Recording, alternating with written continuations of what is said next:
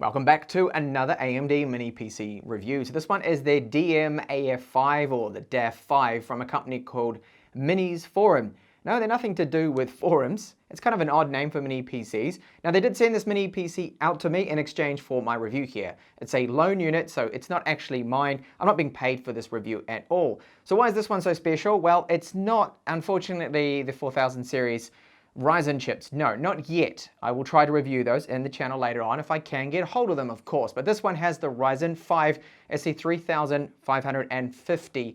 Okay, so that's a quad core, maximum turbo is 3.7 gigahertz. It can run up to 32 gigabytes of DDR4 RAM. So it's going to be priced, this particular model here, at $399 US. That's the early bird price on Indiegogo to get the 8 gigabyte model with 256 gigabytes of SATA3 storage. So it does come with Intel's wireless AC. It's actually the AX200, so that's Wi-Fi 6 card. And it can run three 4K displays at 60 Hz. And it does have dual LAN on here. So it's got a lot of the things that people have been asking for. And it's got a lot of power as well. So in this review will be my typical treatment. I'll go in depth, we'll take a look at it. I'll do a lot of different tests and let you know my opinion after using this thing now for a few days and what I think of the Minis Forum, the DMAF5. So here we have our box contents. Now I wanted to show you quickly the specs here for those of you watching on, say, a TV and you can't see the specs in the description. These are them right here, so hit pause if you want to read all of this. I'll be going through the ports on this anyway soon when we take a look at the build of this particular mini PC. The key thing is here, it does support 3 displays out, and all of them can be run at 4K 60 Hz, and 2 gigabit LAN ports on this, which you do not often see. So the power supply, this is 65 watts right here, and it's a good small size. Display port cable, we've got an HDMI cable, and an EU one here. So the plug will be depending on what region you're, of course, ordering for. So if you buy this from, say, for the US, then you get a US style plug there as well. Now they do happen to include a little quick start guide, or just a guide there on it. So this basically just outlines all of those ports, the features, what you can do with it.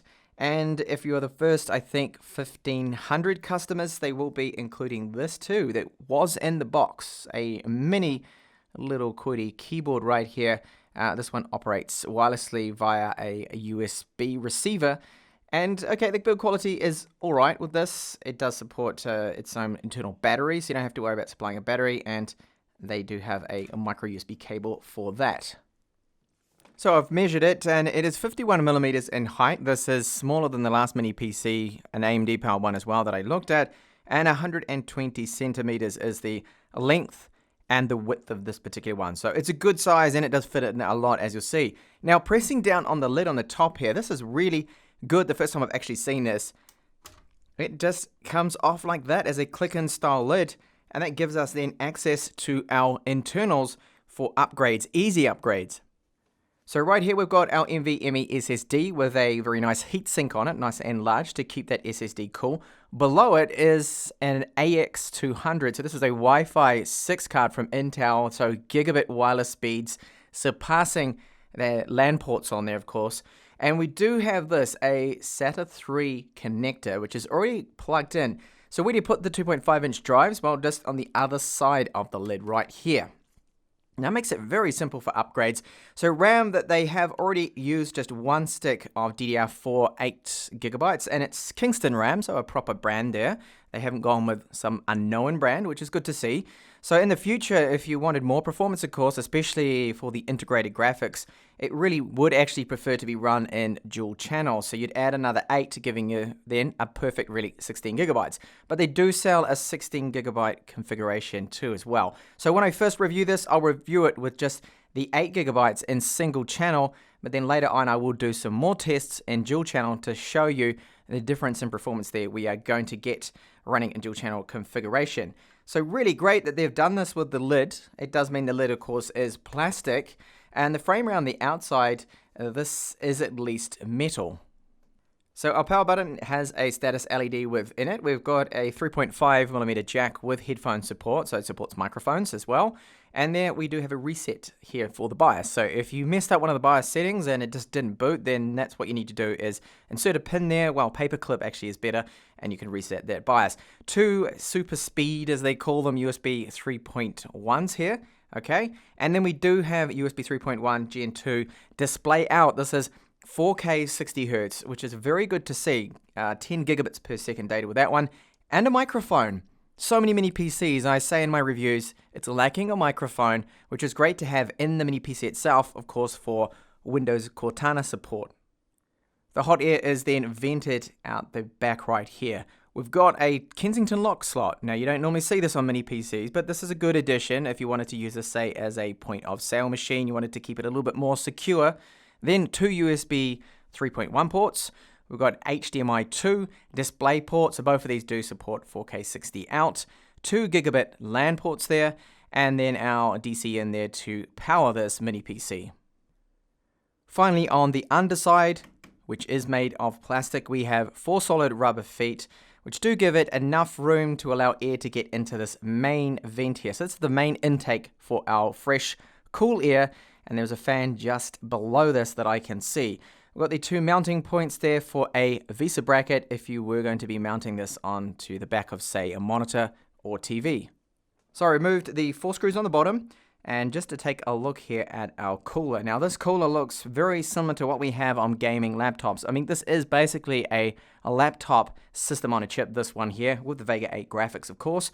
And you've got a transfer pipe here, copper transfer heat pipe is visible here and here. And it looks like they're using quite a nice bit of copper too, all underneath this. And as you'll see later on in this video, the thermals are good. First up, I'll show you the options we do have with our BIOS here. So this one is almost completely unlocked. I mean, if it was completely unlocked, we'd have access to RAM settings. Now, there are some interesting settings under power management configuration for those of you that want to run this as a server or on a switch or something like that. Then it can detect the state. So we've got last state or just power on when it loses power. Very handy to have this option. And so many manufacturers don't actually include this, and it's good to see it is with this particular model. And in fact, the last 2 or 3 AMDs I have looked at as well do have it. So what else is interesting under here? Well, all sorts of different settings. You could get yourself into trouble with some of them. CPU configuration, not a lot that we actually want to be adjusting or changing right there. And there is just a few other things in here. So under AMD CBS, graphic configuration is probably the most interesting one here, that we can allocate 2 gigabytes to that integrated GPU, the Vega 8 graphics, just helping it to be a little bit more smoother, especially in gaming. If you're going to install another 8 gigabytes of RAM, I would definitely recommend you change this to 2 gigabytes there. But I'm going to start out with the test with just the single stick of 8 gigabytes of DDR4. So let's jump into Windows right here.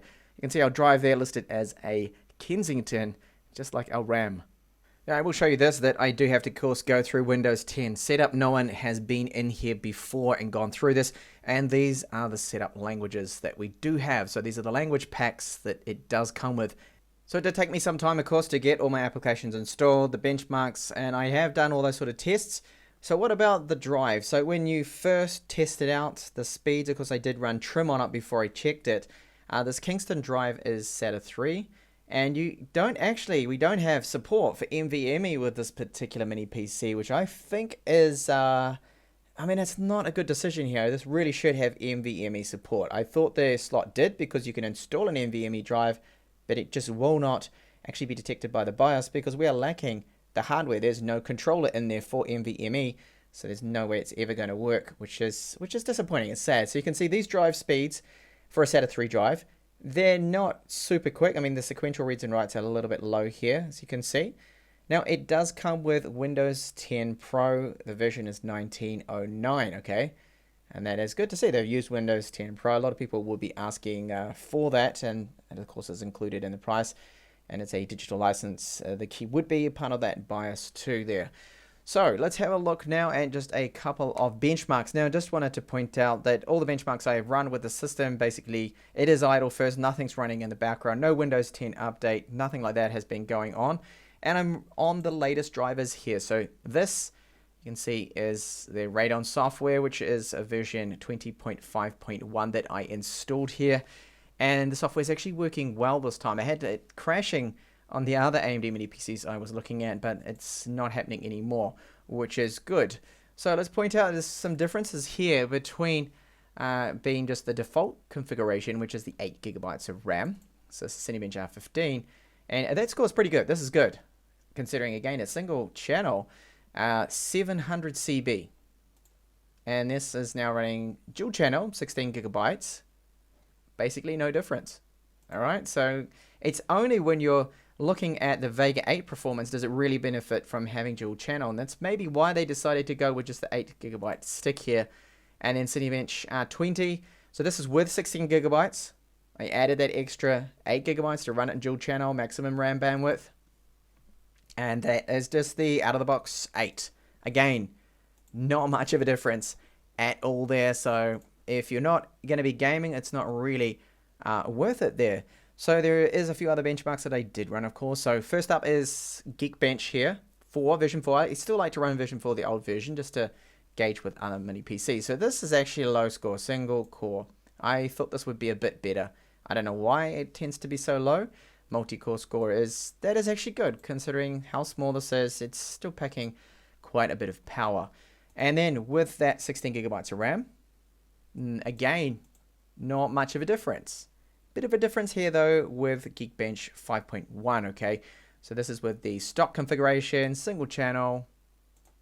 Now we're looking at dual channel, so more memory bandwidth there, and that does show, boosting our scores. Now to synthetic gaming benchmarks here. So this is testing the GPU. Look at this graphics score. So that's kind of low. That's not really great, all right? It's not. But dual channel for integrated graphics, Vega 8 with the 8 cores, and the dedicated 2 gigabytes of RAM. This was run with the 16 gigabytes, of course, here. So it doubles, well, not doesn't double, but it's getting up there. Very good then. And Night Raid score here. So that was Firestrike. Night Raid here is recommended for integrated graphics, and this is another big boost. So it's gone from 7,500 to over 12,000 here on our graphics score. The CPU score, that didn't actually benefit at all. In fact, that time around, it was marginally lower there. So I highly recommend adding another stick of 8 gigabytes to give it 16 in total. If you intend to be, well, gaming like titles there, it's going to help. It's going to boost the performance, and it even might make things a little bit smoother as well, and anything that uses the GPU, that is. So let's have a look at video playback. I've got a demanding file here that I like to test out. So 140 megabits per second, 4K, HEVC, 10-bit. It's a little slow at the beginning. Does do a bit of a stutter. And once it's settled down, it's very smooth, and even skipping ahead takes a second, and smooth. So that is great. That is actually smoother playback than Intel's integrated graphics. And here is the Sony Swordsmith. So this is 60 frames per second, 4K, and this one is flawless. Very, very good performance here. Again, the Intel integrated graphics choke a little bit with that one, have a few stutters, but it is not happening here at all. So any other files, anything you throw at it, Kodi is even better with the performance. So as a media playback device, super smooth, really good for any video format that you throw at it. So VP9, HEVC, demanding files, really smooth. And what about our general performance just for your kind of general computing? So spreadsheets, fine. It feels very quick, okay? There's no problems here with that. And your spreadsheets and document files too as well I'm looking at here. Good, you do your edits, there's no lag, and you can have many pages with that, no problems. Chrome, you can run a lot of different tabs. You can also play back 4K YouTube with no issues whatsoever there. It's very smooth. So these kind of things, it is really overkill for this very light kind of computing tasks with the 8 threads here and the maximum turbo of 3.7 gigahertz. So here we are looking at video editing now. So this is 4K with Adobe Premiere Pro latest version. And I've got some old files in here, but they're still my Sony 4K ones that I always use and test. So the timeline is running reasonably quick here. It's sometimes a little bit laggy, and I haven't got a lot of footage right in here at the moment. So if you have different filters and effects and things going on, it will be a little bit slow. So again, highly recommend that you do have 16 gigabytes. You do install another 8 for this. So you see it's a little bit slow at times. So you want to keep this playback resolution on. I would say a quarter or half resolution. You don't want it to be the full 4K because it's just a little bit too laggy here. So what I'm going to do now is do my export tests, and this is going to be 1 minute of footage. I'm going to time and see how long it is. So on the last AMD Mini PC, that one had the 2500U. It took 1 minute, basically 1 minute to encode 1 minute of the YouTube preset. So I'm going to hit here to media and get this set up, and I'll time it. Okay, so everything in the background, I'm just going to completely close off. Everything is closed off to make this fair test compared to everything else. So I've got 1 minute of footage, and it is definitely that YouTube 4K preset. So I'm going to hit now to start the timer, and then as soon as I can, export. There we go. And you see at the start here that the Radeon 8 is going to be doing all that heavy lifting. 100% under load there. And the CPU, look, both of them are being worked quite hard. And this is just so quick. So quick here. Okay, I'll bring that clock up. And I'm going to hit pause once this hits 100% and it disappears. And it looks like this is going to be definitely under 1 minute. Stuck on 99%. There we go. So under a minute now. And this is probably because of that 35 watt power limit that they have set with this one. And the higher clocks, it's definitely helping out here. So 55 seconds, and you can probably say there, that is about 54. Now, when I was looking at the Whiskey Lake U, for example, the Core i7, the 8565U, that has quite a high turbo, 4.6 gigahertz.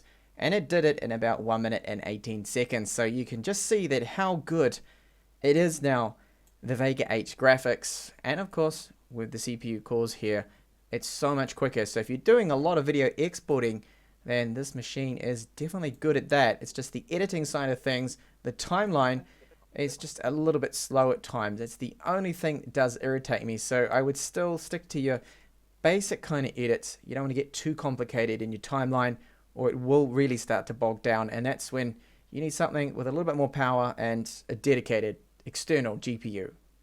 So I'm seeing a really good frame rate here with Grand Theft Auto. Now this is HD, okay, so just 720p I think is probably best for this particular title. If you want to have that smooth frame rate, over 60 frames per second pretty much most of the time.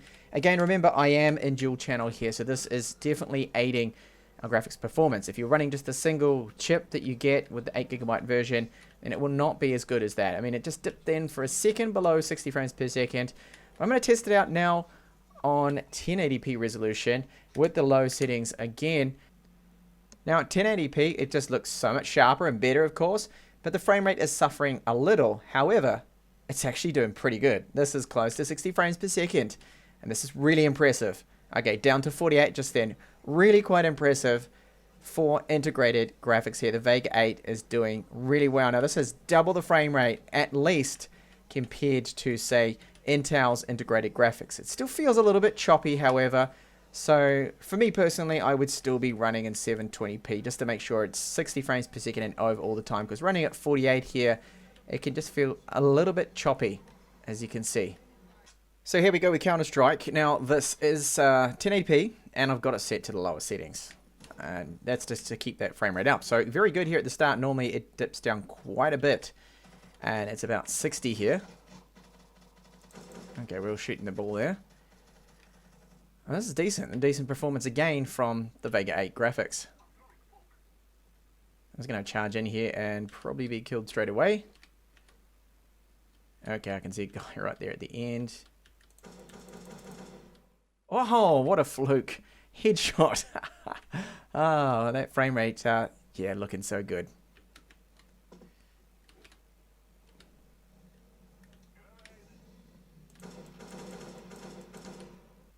So the frame rate with this one is in the lower kind of 40s here, which isn't great. So I think 720p is probably better for this one too as well. You can see the occasional just framed it then down to 35. So yes, I would run this at 720p, but still this is actually, I mean, look now, 55 frames per second. This is impressive performance from integrated graphics. Now a very quick test here of Linux Mint. So this is from the USB port. Now the only two USB ports in the rear are the ones that allow you to boot to. Okay, the front two USB ports I can't boot from. It's just the rear two. And that happens with lots of tech that I review. I don't know why this is. But the other thing too to point out here with Linux Mint, okay, it runs very quick. It runs fine, but we don't have the AX200 wireless drivers. So you're going to have to hunt around and find a newer distro that does actually include these drivers within it. But you could just connect up via the LAN port and, you know, get the drivers for that. So it's not really too much of an issue. Linux is going to run great on this particular machine and this hardware, and it will be very quick, faster than Windows. Now let's have a look at the thermals. 83 degrees is the maximum it gets up to. Now I still think this is perfectly fine. Why do I think it's perfectly fine? Well, this actually has a lot higher the turbo than the other AMD mini PCs I reviewed. It also pulls 35 watts, as you can see, and it's still acceptable. There is no thermal throttling here, so that is good.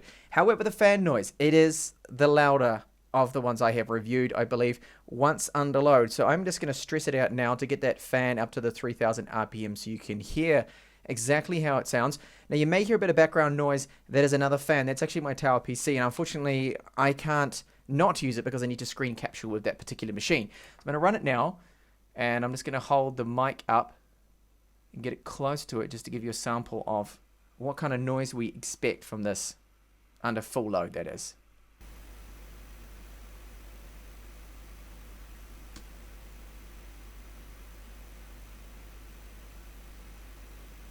I have measured this, and this about 3 inches, 2 inches away from the actual mini PC, just the top of it, not where the actual fan vents out the back. I'm getting around 50 to 49 decibels under full load. So all up this mini PC, I think it's got a lot of power, okay? When you look at, say, Geekbench 4 and 5 scores, you'd go, wow, not really compared to the Intels. But then on the other hand, when you look at that integrated GPU performance from the Vega 8 graphics, it is definitely very good, especially if you configure it with dual channel RAM, gaining then all that memory bandwidth and getting just the full benefit out of it. So encoding 4K video with the YouTube 4K preset and an astounding 55 seconds of 1 minute of footage under now the actual footage time there is brilliant. That is, I think that's the fastest time I've actually seen. And bear in mind, I've been reviewing some of the Intels that do have 8 cores and 16 threads. So that is impressive performance. And the way it games. Okay, it's not for gaming really. It's not a gaming beast, but you can do a bit of light gaming on the side. So light titles like I showed you, Counter-Strike and even GTA 5, very playable frame rates, as long as you lower the resolution and just lower settings, of course. League of Legends and all those other titles will work just fine. Now with your normal kind of computing, like light computing, what this is really aimed at, fine, very good performance there. And overall, I mean, it just offers so much. Now I've tested out all of the ports. They do power external hard drives up to 2 terabytes. The front 2 ports, however, do not boot from the BIOS. So if you need to boot to a USB pen drive, you've got to use the rear 2 on there. And of course, we've got all the 4K displays. 3 of them in total up to 60 Hertz 4K. That is great. That is good. And the 2 gigabit LANs on there. And then the options in the BIOS. Countless options there. Now, one thing I didn't mention, and I will now, is the fan can be controlled, okay? The fan profile by default is what I left it on. I don't change this, okay, in my reviews. I leave everything as it is. So you can tweak it a little bit to improve the fan noise. That is probably one of the cons here. The fan noise, yes, it can, no, I wouldn't call it irritating, but you definitely hear it. It gets up to about 50 decibels, it cycles on and off, but it goes away when you're not doing anything demanding, which is good. It's not like one of those constant whooshing, annoying fans when you're just in Internet Explorer or Chrome, for example, and you're thinking, well, I'm not actually doing anything strenuous. Why the hell is the fan going all the time? Not with this, but that's one of the cons. But for me, it's, I think, a bit of an error on their part that, why didn't they give it NVMe support? It would have been really good, okay? I don't know why. I don't know why they haven't done it. So they went with just SATA drive, SATA3 of course, and for cost, possibly. Did we lose the PCIe lanes to the extra display? Well, no. I think they still could have run all of that on there. I think it must be cost. Still, that I think is a bit of an area that I would have really liked to have seen that. It means if you wanted to run an external GPU with this, well, we don't have Thunderbolt 3, but we do have the Type-C, okay, USB 3.1, but we could have gone NVMe to an external GPU, and we can't, unfortunately, because it's just SATA 3. So that's really just the big thing there. It's just 2 cons in an otherwise fantastic mini PC here. So thank you so much for watching this review. I will have more AMD tech up and coming, and I'll have the 3400G mini PC as well. I'll be reviewing with Vega 11 graphics, so stay tuned for that, and I'll see you in the next one.